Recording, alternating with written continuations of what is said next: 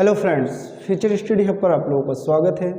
तो चलिए आज की हमारी क्लास जो रहेगी संरचना से संबंधित रहेगी, जो प्रयोग एवं संरचना के आधार पर क्रिया के प्रकार को लेकर बातें की गई थी। नंबर 3 पॉइंट पर हमारा जो टॉपिक था वो संरचना एवं प्रयोग के आधार पर।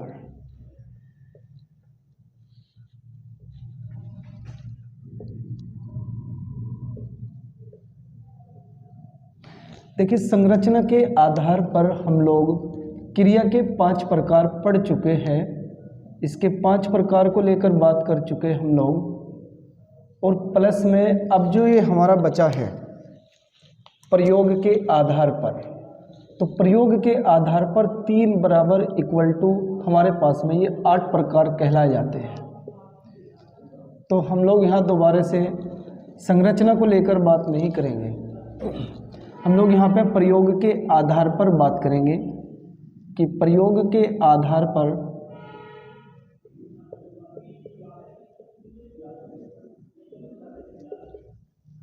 क्रिया के प्रकार।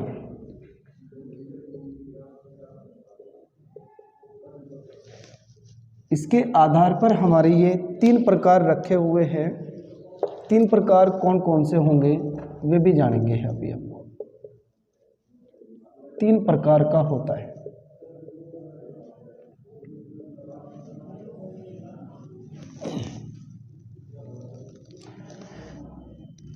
ये हमारे 3 प्रकार होते हैं जो कि एग्ज़ाम के माध्यम से बहुत ही ज़्यादा महत्वपूर्ण होता है। नंबर 1 है हमारा सामान्य क्रिया, उसके बाद है हमारा सहायक क्रिया, और थर्ड पोजीशन पे आता है हमारा सजातीय क्रिया। तो ये 3 प्रकार हम लोग यहाँ से पढ़ेंगे। बाकी जो 5 प्रकार थे इसकी पहली क्लास जो हम लोगों ने रखी थी संरचना के आधार पर, वहाँ पे हम लोगों ने इसकी बात कर ली थी। तो नंबर 1 पोजीशन यहाँ से जानेंगे हम लोग। नंबर 1 पॉइंट है हमारा सामान्य क्रिया। अब सामान्य क्रिया की सबसे पहले परिभाषा को लेके बात कर लेते हैं। बस इसमें आप लोग एक चीज़ याद रखेंगे, एक क्रियापद और प्लस में एक कार्य होगा। इसमें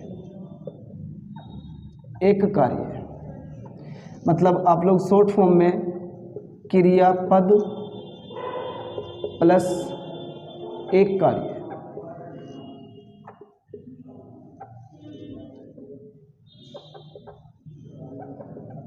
इक्वल टू होगा हमारा सामान्य क्रिया।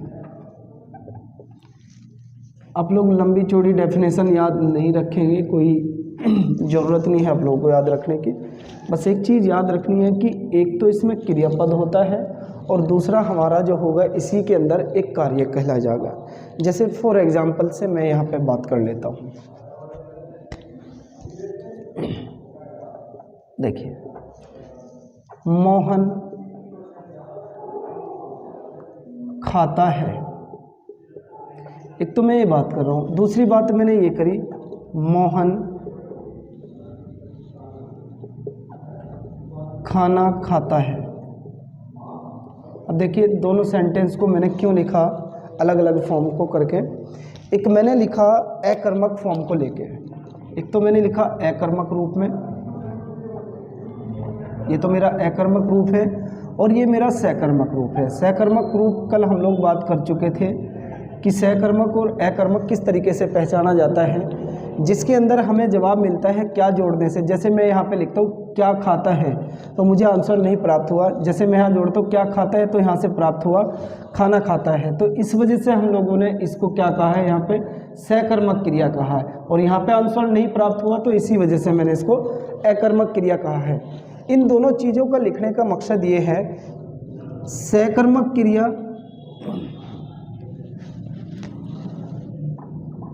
सकर्मक क्रिया या अकर्मक क्रिया से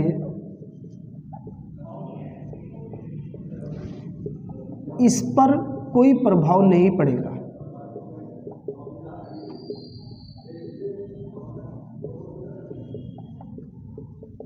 ये आप लोग नोटेड करके लिख लेंगे अपनी कॉपी के अंदर, नोटेड डाल के आप लोग। देखिए अब समझते हैं, जब मोहन खाता है तो मोहन के द्वारा एक ही काम किया जा रहा है और एक ही यहाँ पे क्या है मेरे पास में क्रियापद भी है, एक ही क्रिया की जा रही है और एक ही काम किया जा रहा है। दूसरा सेंटेंस को जब हम लोगों ने लेकर बात की, इसके अंदर कहा है कि मोहन खाना खाता है, तो मोहन केवल एक ही काम कर रहा है खाना खाने का, और खाता क्या है, एक क्रिया है। तो इसी वजह से मैं इसको क्या कहूँगा, एक क्रियापद है इसमें और एक कार्य है। और इसमें ये कहा गया कि न तो अकर्मक क्रिया से और न ही सकर्मक क्रिया से हमारी सामान्य क्रिया पर कोई भी प्रभाव नहीं पड़ेगा, वो चाहे सकर्मक क्रिया हो वो चाहे अकर्मक क्रिया हो। आगे समझ में आप लोगों को स्क्रीनशॉट ले लेंगे। उसके बाद में हमारा नंबर 2 पॉइंट था सहायक क्रिया। सहायक क्रिया को लेकर बात कर लेते हैं इस तरफ।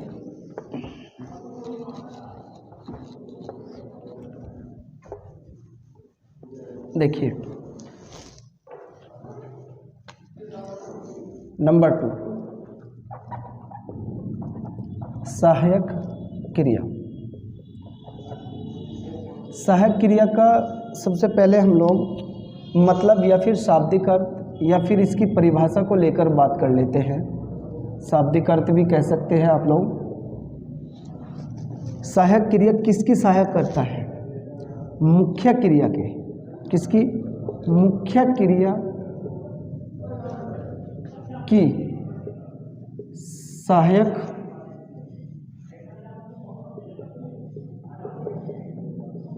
क्रिया का निर्माण,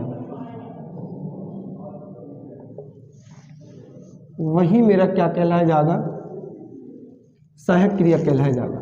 देखिए जो सहायक करती है, ये जो क्रिया है सहायक क्रिया, ये जो हमारी मुख्य क्रिया होती है, मैन जो होती है, मैन उसकी जो सहायता करती है वही हमारा सहायक क्रिया कहलाया जाता है। जैसे फॉर एग्जांपल से आप लोग देखिए यहाँ पे मोहन दिल्ली जा रहा होगा।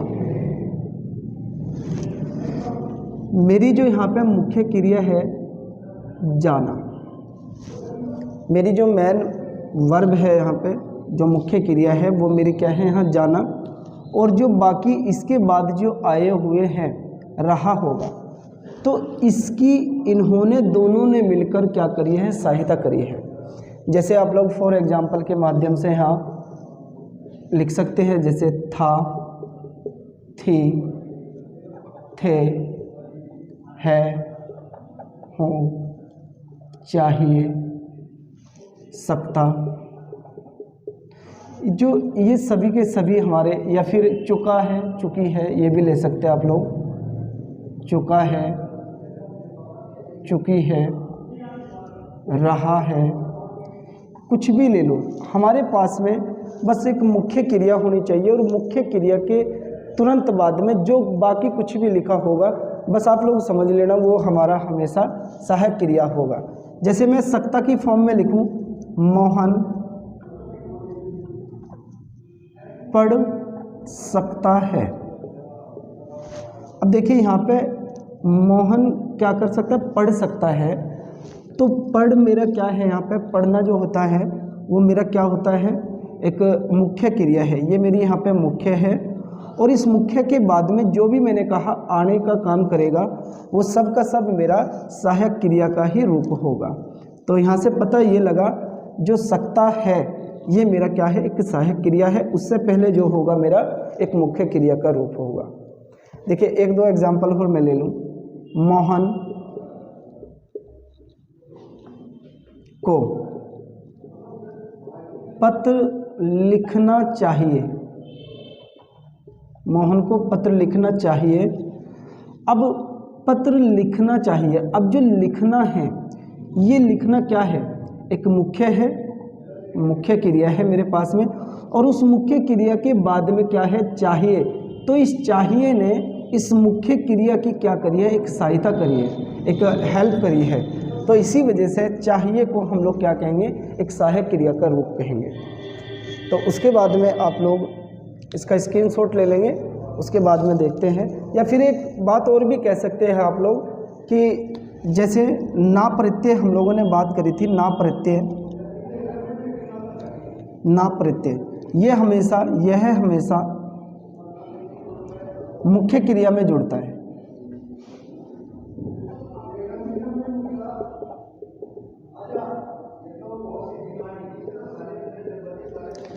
जैसे आप लोग कह लो पढ़ना, लिखना,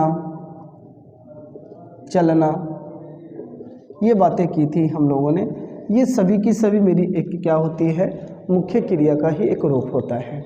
स्क्रीनशॉट ले लेंगे। उसके बाद में थर्ड पोजीशन पे देखते हैं हमारा जो सजातीय है, बहुत ज़्यादा इम्पोर्टेंट है वो, और वहाँ से क्वेश्चन पूछा भी जाता है। देखिए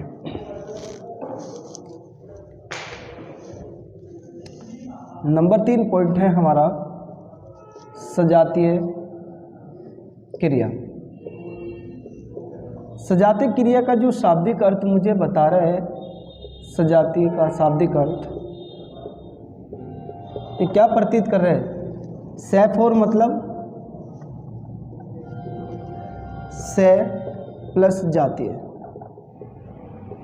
सैफ और मतलब क्या है, समान प्लस जातीय, इक्वल टू क्या कहलाया जाएगा, समान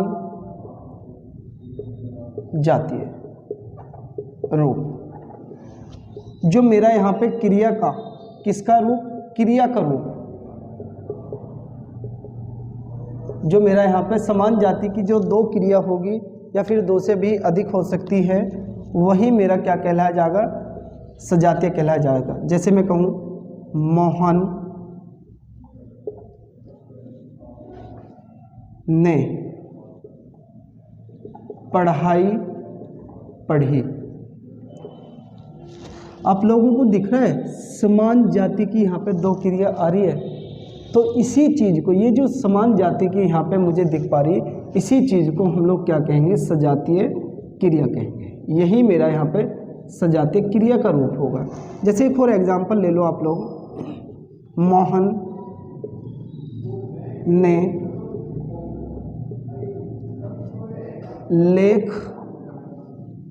ये पत्र ना लेके लेख लिखा, ये ले लो आप लोग, लेख लिखा। अब लेख और लिखा ये दोनों के दोनों क्या दिख पा रहे आप लोगों को, समान क्रिया का रूप दिख पा रहे। तो इसी वजह से हम लोग इसको क्या कहेंगे, एक समान जातीय या फिर सजातीय क्रिया का एक रूप कहेंगे।